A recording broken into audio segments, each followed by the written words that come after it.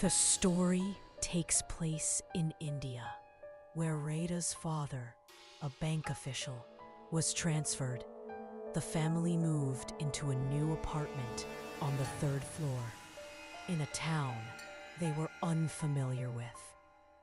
Soon after moving in, Rayda began feeling as though someone was always near her, making her restless. She felt she was not alone in her room.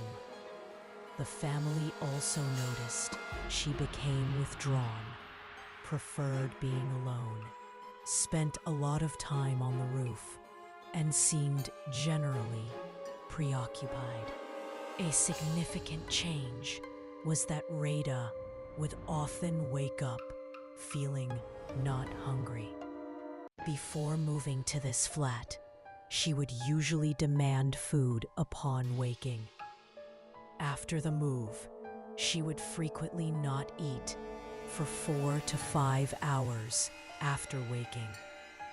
She would also mention that in her dreams, she was often fed various things, which made her feel full upon waking. Sometime later, Rayda's mother woke up late at night for water and saw Rayda whispering to the window. Curious and slightly annoyed, her mother gently pushed the door open and was terrified to see a person standing outside the third floor window, talking to Rayda. As soon as her mother called Rayda's name, Rayda collapsed. When she was revived, Rayda claimed she didn't know what she did or said when these incidents occurred in her sleep, and that she was fed things in her dreams. Another night, Rayda's mother woke up to see her daughter floating in the air. She was unable to speak, scream, or move. After about 1 or 2 minutes, Rayda fell onto the bed with such force that one of the bed's planks broke, making a loud noise.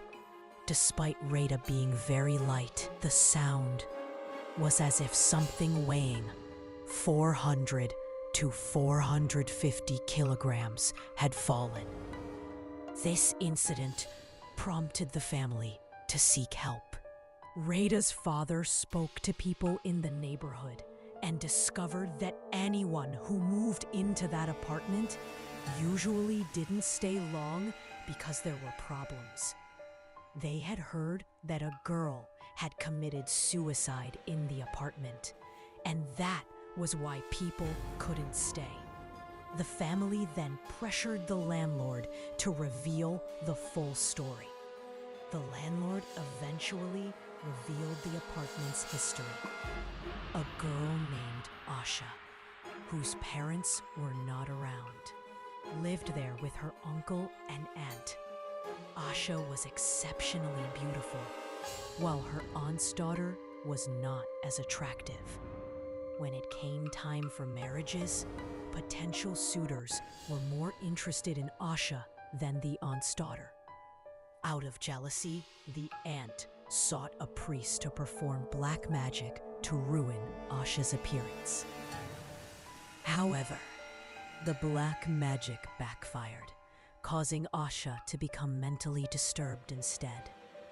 She attempted suicide multiple times and eventually succeeded by cutting her throat. After Asha's death, her mother discovered through another priest that the black magic had been done using a bad jinn, and when it backfired, this jinn remained in the apartment. The jinn's purpose was to take control of people and cause them to commit suicide.